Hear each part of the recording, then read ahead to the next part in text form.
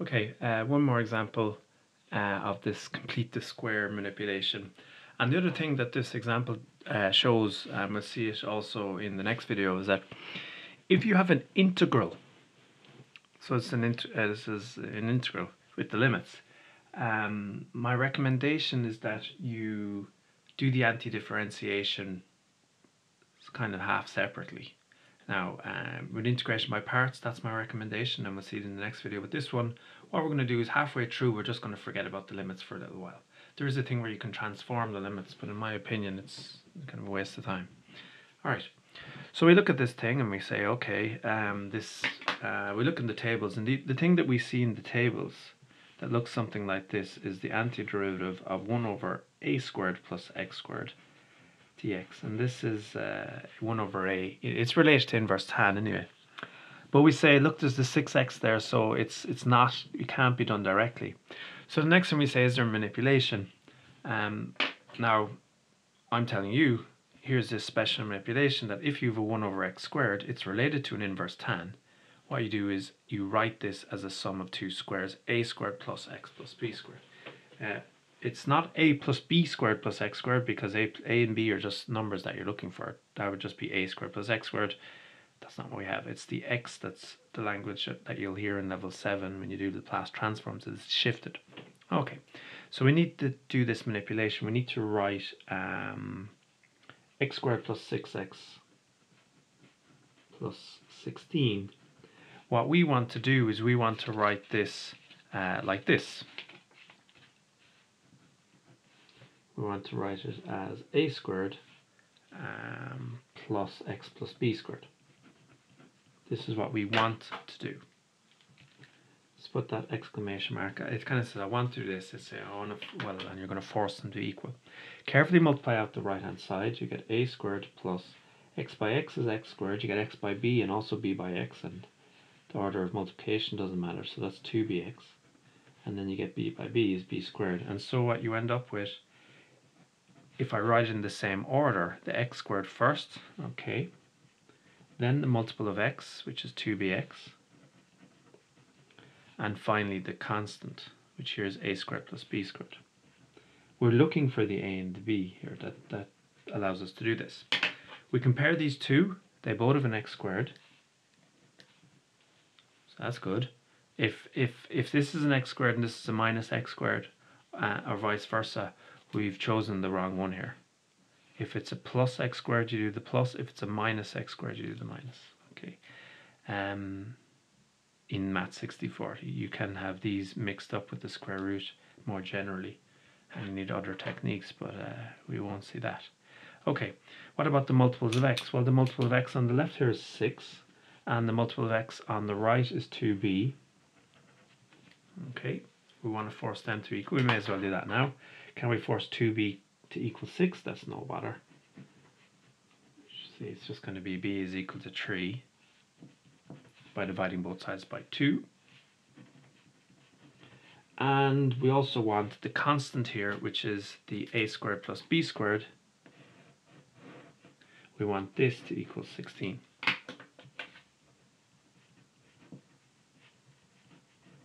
We know that b is 3. 3 squared is 9.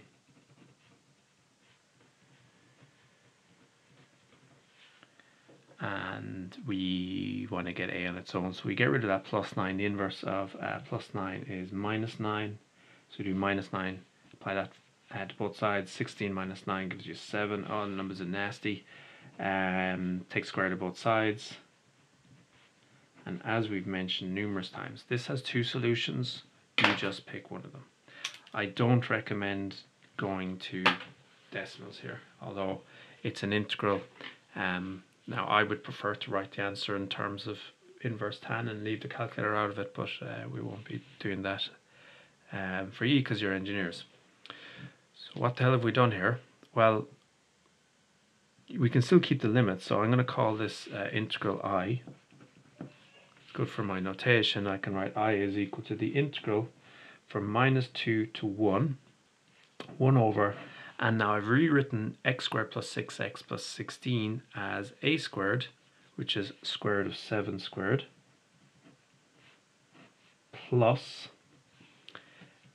x plus b, and the b is 3, plus x plus b squared dx.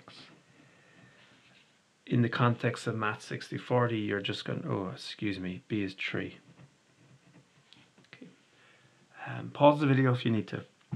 In the context of Math 6040, you're almost certainly, now the only possibility maybe if there was a 2x squared here, then things get a little bit messier, and really you're going to have to think on your wits. You would have to maybe take out the 2 as a common factor, something like that. I won't worry too much about that.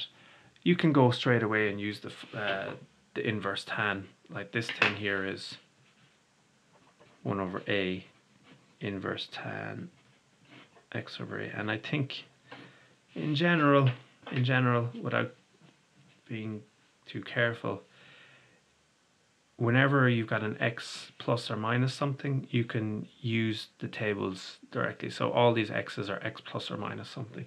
You only get into trouble with logs and square roots and stuff. But we'll try and be a bit better and do a little substitution. So we look at this and we say it's not exactly in the tables because it is plus 3. So I've done the manipulation, so maybe I will do a substitution.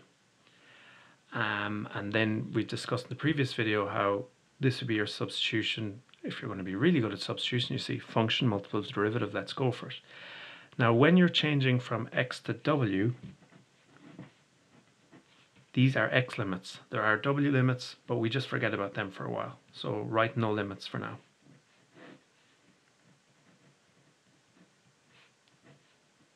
And let's do w equal to x plus 3. So I'll chuck in the w there, squared, and then you can do to write the x in terms of the w. What you need to do is differentiate w. And if you differentiate w, you get dw dx equal to 1, and then the nonsense trick that actually gives you the right answer in the end, multiplying by dx, you get dw and dx are the same. So dx is equal to dw. Right. Okay. Where are we now? So I think we're on the next page now, actually. We can anti-differentiate this. Now we have to remember the limits, but we'll bring the limits back a little bit later. Yeah, so I'm gonna do the next line here. So the next line is use this. Okay, it'll be 1 over a. The a is root 7. Inverse tan of w over root 7. So I end up with that I is equal to 1 over a, which is 1 over root 7, inverse tan w over root 7. Now in the previous video, what we did is we went from w back in terms of x, and we did a plus c. Now there's no plus c here because this is an integral. The answer is a number. You can't put in the limits here because these, now you can transform the limits, but I don't recommend it. What I want you to do is go, imagine that you're going from here, well, don't imagine anything. This is what I was saying about forgetting about the limits for a while. I'd say language just suppress the limits. So just go to the next line. The next line, what am I trying to say here? To calculate an integral, you anti-differentiate. Now we've done all of the anti-differentiating as soon as we put the w back in terms of x. The w is x plus 3. And now once you've gone back in terms of x, you can use the old limits, the x limits. Okay, and now we do top limit minus bottom limit. So we end up with 1 over root 7 inverse tan x plus 3, which is going to be 1 plus 3, divided by root 7. So top limit, which is 1. So you put the 1 in for x, minus bottom limit.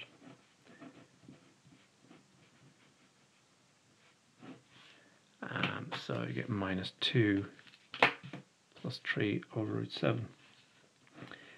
Believe it or not, it is possible to mess this up from here. Now, if you put your answer in the form, there's actually a lot of magical things you can do with this, but we won't. We'll just, even if you left it like this, it's actually quite good. But you can definitely mess it up from here. if you go on to put this into the calculator, you have to be in radians. Any time in differentiation or anti-differentiation, which includes integration, if there's sines and cosines or tans around, you have to use radians. Otherwise, stuff like the derivative sine is cos is no longer quite true. So let's see, we get 1 over root 7 times, I'm in radians, inverse tan 4 over root 7 minus inverse, that's not inverse tan 1 over root 7. There we go. I used 4 significant figures. I don't around 2 harshly, 0.2362. Right, the answer is a number.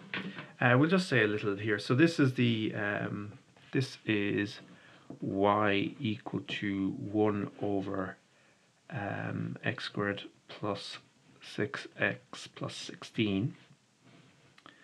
Just tie it back, talked about integration. So integration gives, certainly from -2 to 1, gives the area under the curve between -2 and 1. So what we're going to do here is we're just going to estimate this. So if I turn this area into a rectangle and a bit of a triangle, and if I find the area of the rectangle plus the triangle, and there's actually, I think, a clever way of doing this. Yes, there is, but I won't go into it. So if we find the area of the rectangle plus the triangle, it should be a little bit bigger, because you can see that the shaded area is smaller than 0.236. So it's a bit of messing around, really. So the integral from -1 to 2 should be smaller than the area of the rectangle plus the area of the triangle. Okay, so I'm just connecting here for you integration to area. This isn't something you do in an assessment. So let's look at the area of the rectangle. So it'll be the base, which is 3, by the height, which is the value of this function at 1. It'll be 1 over 1 squared plus 6 by 1 plus 16. If I'm correct, that's 1 over 23. So at x equal to 1, the y coordinate is 1 over 1 squared is 1, plus 6 by 1, that's 7, plus 16, so that's 3 by 1 over 23.